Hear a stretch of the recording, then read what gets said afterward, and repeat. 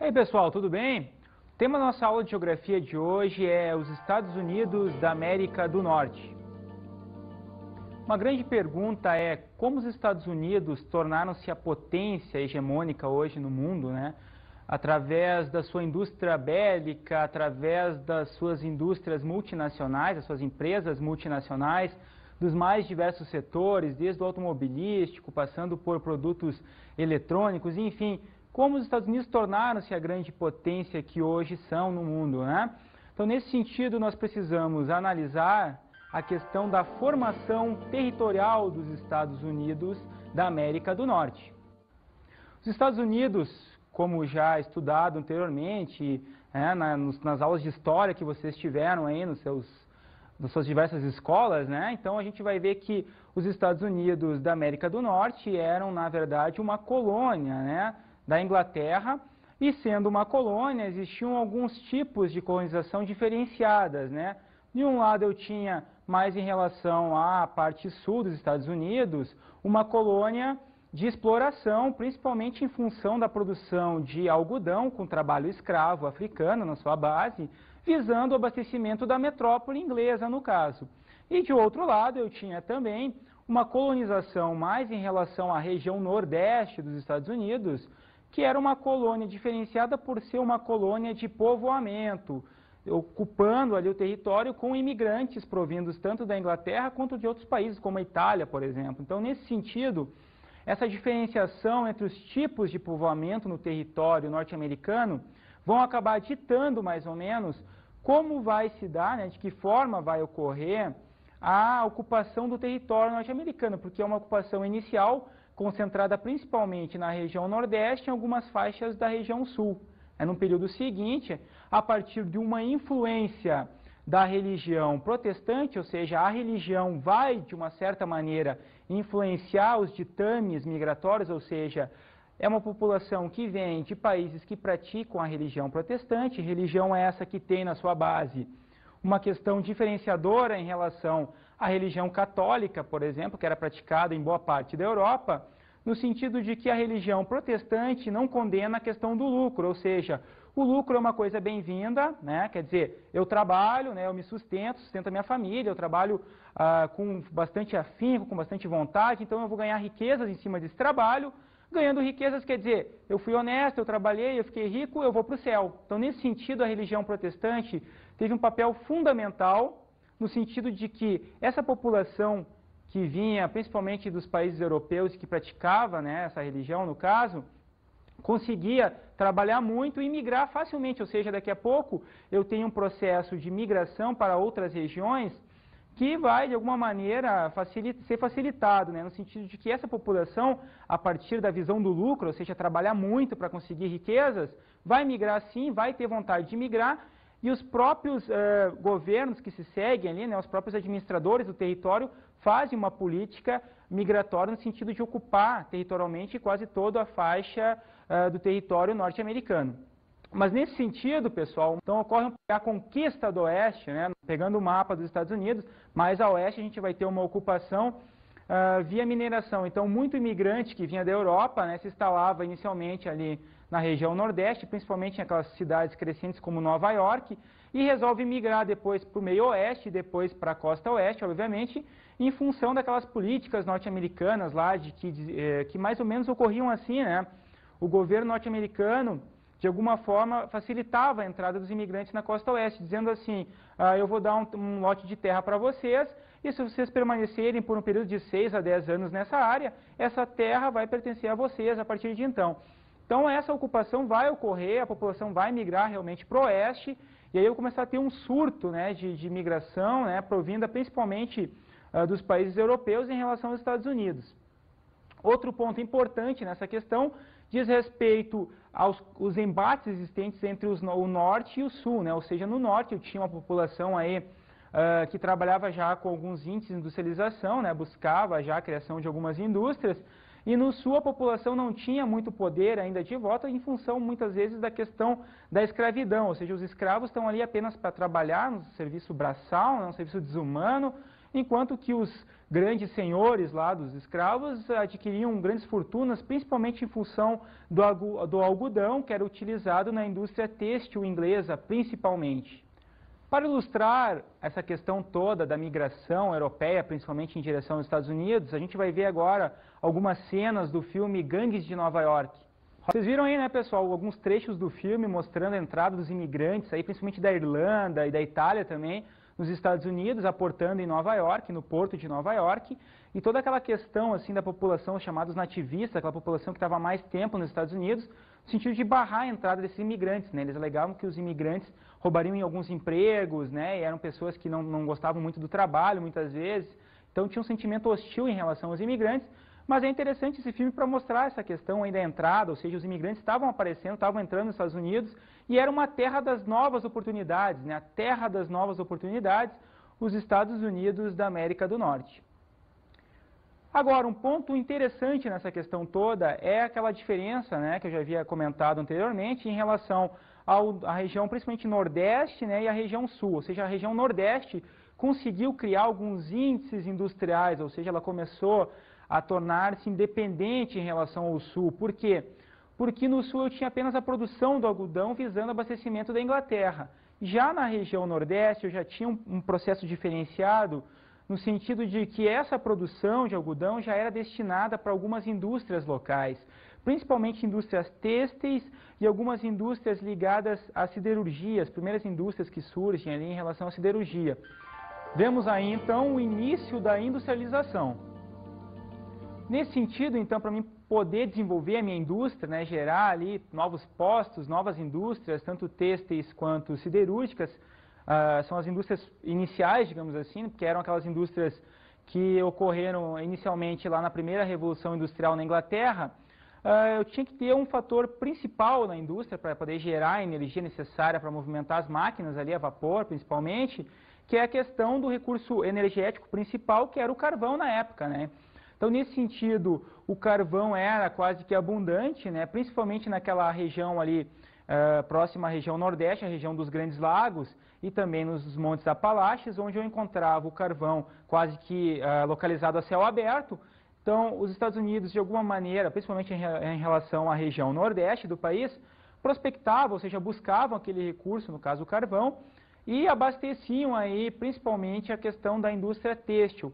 E ao mesmo tempo o carvão servia, obviamente, para movimentar aquelas máquinas na vapor em relação a principalmente a questão férrea, né? Ou seja, aquelas linhas de trem que começavam a ser criadas para interligar a produção nortista, né, e na região Nordeste principalmente, em relação aos pontos da região Oeste, ou seja, tentar interligar o território, né, criar pontos dentro do território norte-americano, né, para fazer com que as mercadorias consigam fluir, ou seja, as populações vão acabar consumindo esses produtos da indústria têxtil, né, vão consumir roupas, calçados, enfim, uma série de produtos que são gerados a partir da indústria têxtil, e nesse sentido eu vou ter uma expansão industrial a partir dessa região prioritária, que é, no caso, a região Nordeste dos Estados Unidos, região essa que até hoje é a região mais industrializada não só dos Estados Unidos, mas, pasmem pessoal, do mundo. A região mais industrializada do mundo, a região Nordeste dos Estados Unidos da América do Norte.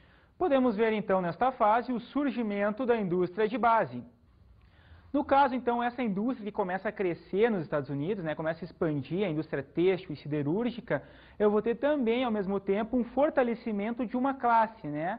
Aquela classe que começou na Europa a ter um poder em relação, principalmente em relação à monarquia, né? Eles acabaram derrubando muitas vezes os reis do poder.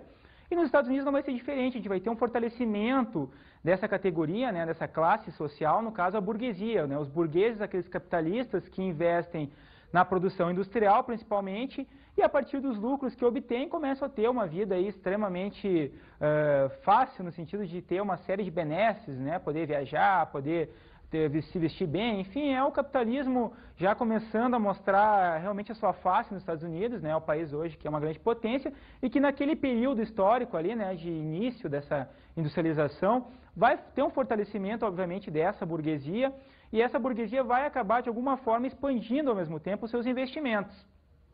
Então, nesse sentido, essa burguesia vai acabar criando, né, uma indústria que vai se desenvolver, né, vai ver que tem vários setores da indústria norte-americana sendo criados, obviamente, naquele momento. A questão toda da matriz energética associada ao carvão vai me dar a possibilidade de expandir ao mesmo tempo as cidades, ou seja, cidades como Nova York, que é uma cidade portuária localizada na região nordeste dos Estados Unidos, ela vai, obviamente, ter um crescimento muito grande, não só em função da imigração dos europeus, principalmente, mas também em função dos índices industriais presentes tanto em Nova York quanto em cidades próximas que começam a crescer realmente em função da participação das indústrias nessas áreas. Vejamos então os principais setores industriais norte-americanos. A indústria norte-americana ela é bastante diversificada hoje, na atualidade, fruto daquele período de investimentos lá da burguesia e tal, que acaba de alguma forma expandindo não só a questão dos tipos de indústria, mas também a questão urbana, ou seja, as cidades começam a se aprimorar em relação aos investimentos em infraestrutura urbana, a melhoria das cidades como um todo. Então, nesse sentido, eu vou ter ao mesmo tempo uma população que vai se qualificar para o trabalho também e que vai fazer com que os tipos de indústria se diversifiquem, ou seja, daqui a pouco eu tenho uma série de indústrias norte-americanas importantes já mesmo a partir aí de 1850 em diante, quando os Estados Unidos tomam a dianteira naquelas revoluções industriais, ou seja, a partir da segunda revolução os Estados Unidos tomam a dianteira e começam a desenvolver uma série de indústrias, dos mais diversos tipos, desde a indústria de bens de consumo, que é uma indústria forte realmente, com uma série de produtos, desde tênis, marcas de bebidas famosas, aí quem não conhece aquela marca famosa de refrigerante, não preciso nem dizer, que é fabricado nos Estados Unidos e está mundo afora espalhado. Ao mesmo tempo eu vou ter um fortalecimento de setores importantes, principalmente em relação à indústria automobilística norte-americana, ou seja, são marcas que estão espalhadas hoje pelo mundo todo, presentes aí em mais de 100 países, para vocês terem uma ideia, pessoal. E isso reforça ao mesmo tempo o poder dessas empresas, ou seja, são empresas chamadas de empresas multinacionais, que possuem ao mesmo tempo marcas globais, marcas mundiais, marcas conhecidas nos mais diversos continentes do mundo. Então, nesse sentido, os Estados Unidos investem muito nessas empresas a partir de tecnologias inovadoras, a criação de centros de pesquisa, os chamados tecnopolos, são áreas extremamente limpas do ponto de vista da estética, do ponto de vista da questão da higienização, ou seja, são áreas extremamente limpas e higienizadas, buscando o quê? A melhoria das condições de trabalho, visando, no processo seguinte, o aumento das taxas de lucro, obviamente. São empresas que, a todo ano, no caso das indústrias automobilísticas, inovam as suas linhas de montagem, criam novos veículos, com novos designs, enfim. Existe toda uma preocupação tecnológica, e um investimento na matéria-prima, um investimento na mão de obra também, tentando qualificar ela para o trabalho, visando, obviamente, a melhoria e a conquista de novos mercados. Vamos ver agora, então, a indústria cultural norte-americana. A indústria, no caso, não é só aquela indústria que produz bens, no caso, bens duráveis, automóveis, roupas, bebidas, enfim, mas também hoje a gente estuda em geografia a questão da participação da indústria cultural, ou seja, de que forma o cinema, por exemplo, vai acabar influenciando a forma como as pessoas consomem, no caso, produtos industriais. Então, nesse sentido, a indústria cultural norte-americana ela acaba se estabelecendo como hegemônica também, ou seja, ela está presente em boa parte dos países, principalmente ocidentais, uma indústria forte que tem como eixo principal, no caso do cinema, a cidade de Hollywood, um importante centro de efervescência em relação ao cinema. Para ilustrar esse tema, pessoal, vamos ver alguns trechos agora do filme O Jogador. Pessoal, vocês viram aí no filme, alguns trechos mostrando essa influência norte-americana, ou seja, como, inclusive, os diretores de Hollywood, de alguma forma, manipulam as informações, criam algumas cenas ou algumas mensagens subliminares, aquelas mensagens que daqui a pouco o telespectador ou a pessoa que está assistindo o filme não vai se dar conta, mas vai ser influenciada, talvez induzida a comprar ou a consumir alguma coisa. Então, nesse sentido, o filme ilustra bem a questão da produção cinematográfica de Hollywood, visando manipular e, ao mesmo tempo, influenciar a questão cultural, ou seja, expandir a cultura norte-americana para os mais diversos países, principalmente países do Ocidente. Outro fator importante da questão da influência norte-americana hoje diz respeito ao esporte.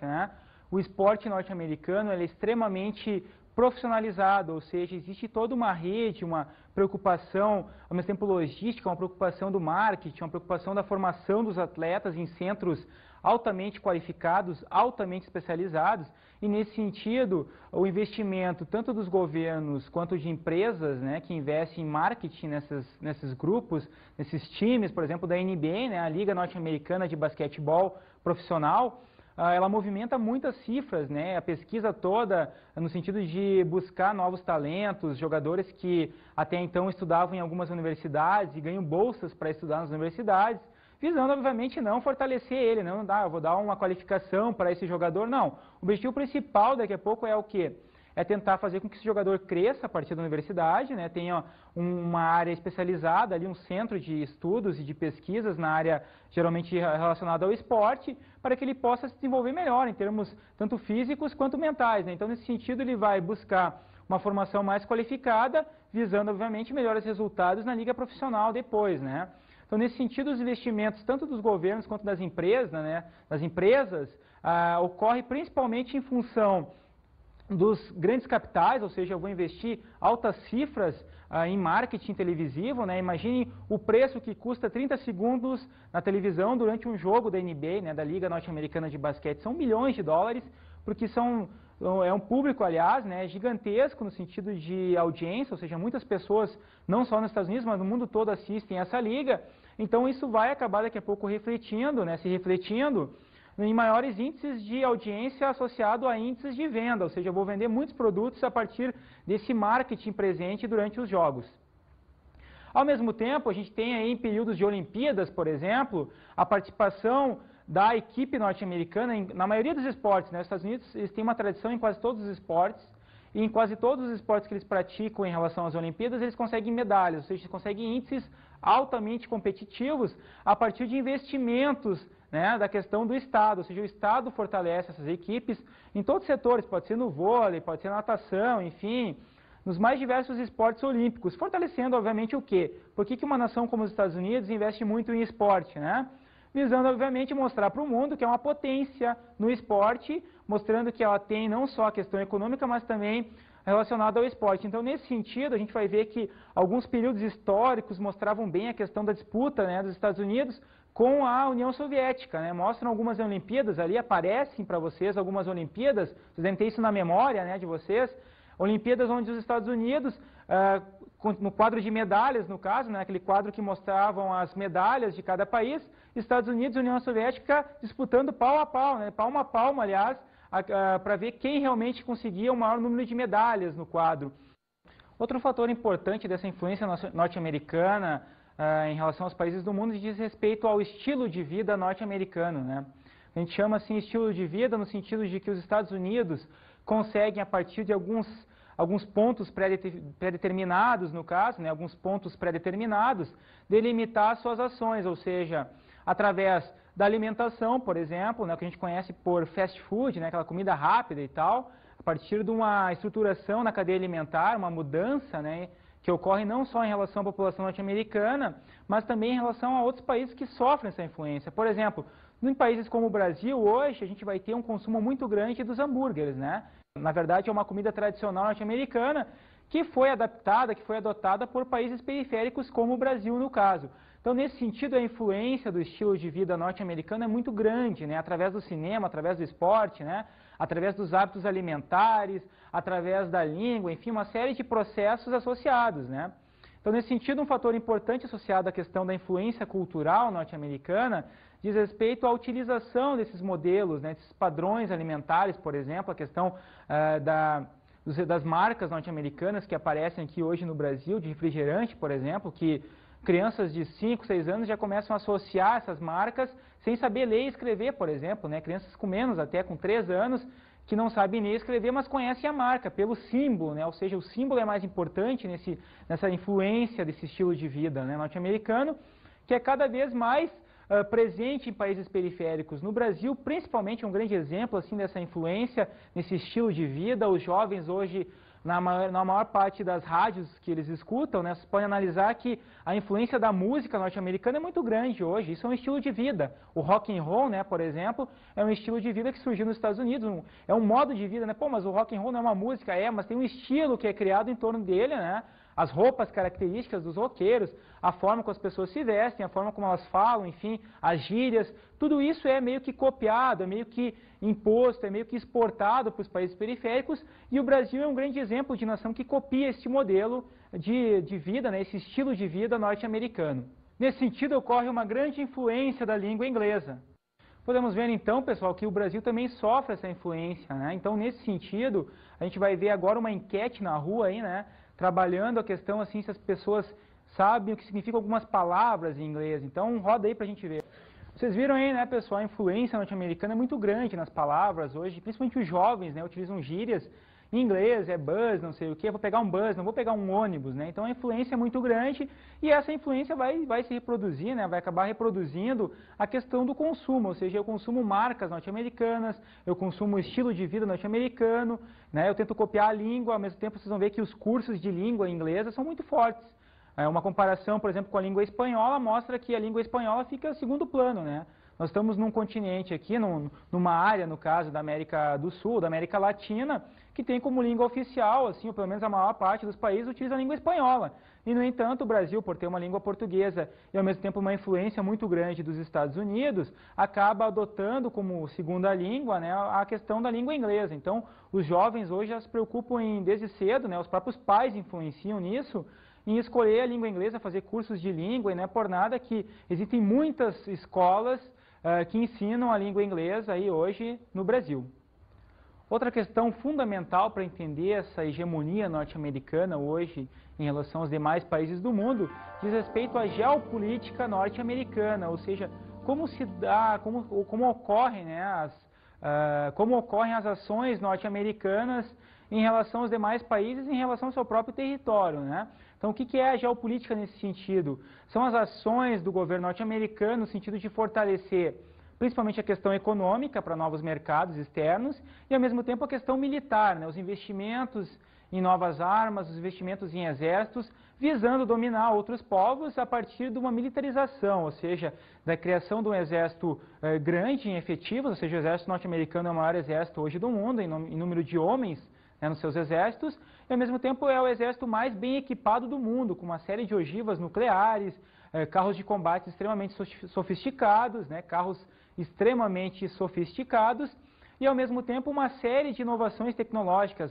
ou seja, a indústria bélica norte-americana é extremamente versátil, extremamente inovadora nesse sentido e faz com que o país obtenha realmente uma participação importante hoje no mundo. Ele acaba sendo, como muitos historiadores e geógrafos comentam, a chamada polícia do mundo, ou seja, os Estados Unidos, a partir de uma política externa, acabam criando conflitos muitas vezes, né? Um grande exemplo é a guerra do Iraque. E nesse sentido a gente vai ter hoje o quê? O estabelecimento de uma doutrina, né? A chamada doutrina Bush, né? Ou Bush para muitos. O que é a doutrina Bush, pessoal?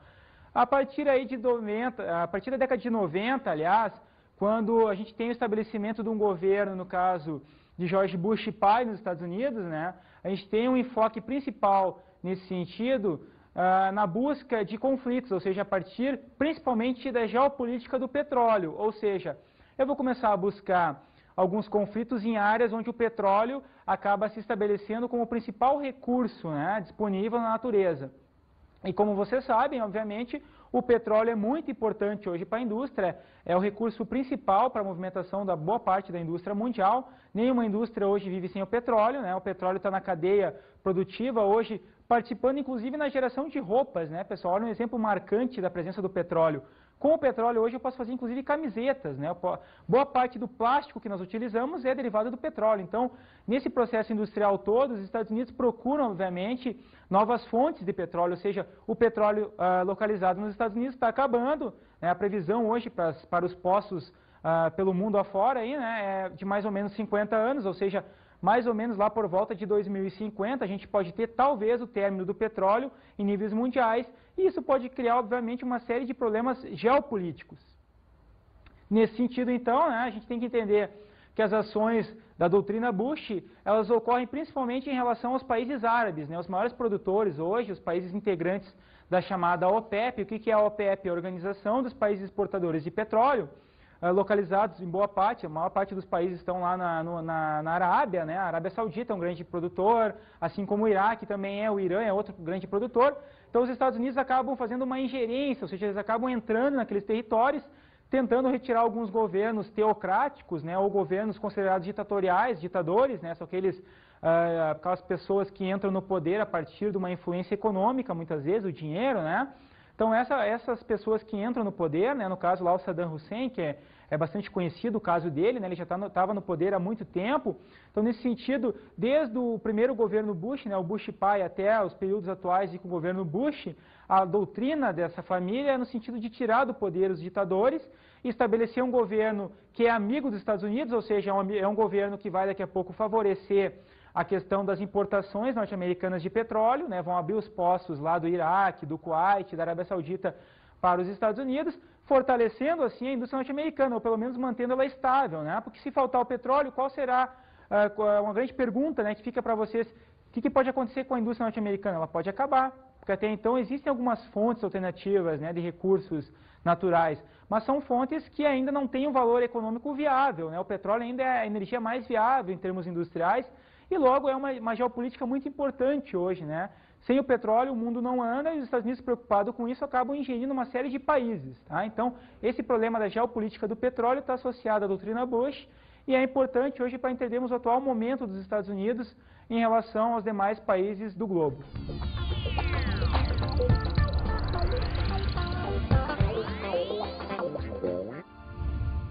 Pessoal, uma dica aí de estudo para vocês aí, para aqueles que têm internet em casa, é interessante procurar em alguns sites aí, né? Sites de procura, o ranking das principais empresas multinacionais do mundo hoje, para realmente visualizar quais são essas empresas e para, no caso, vocês vão ter não existe nenhuma decepção em relação a isso, vocês vão confirmar apenas a grande participação das empresas norte-americanas nesse atual processo aí de globalização, com essa expansão das grandes empresas multinacionais norte-americanas.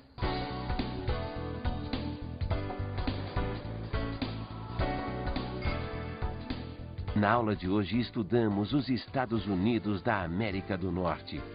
A influência dos Estados Unidos em relação aos demais países do mundo, a partir da cultura, a partir da música, enfim, das diversas formas culturais, ao mesmo tempo com a participação das empresas multinacionais norte-americanas aí, espalhadas pelos mais diversos países e continentes do mundo, provam que realmente existe uma hegemonia norte-americana hoje e que é um processo construído historicamente, né? Um processo que foi construído ao longo do tempo, né? Com diversas dinâmicas aí, diversas políticas implementadas não só em relação ao território norte-americano, mas também em relação aos demais países pertencentes aí ao planeta Terra, no caso, né?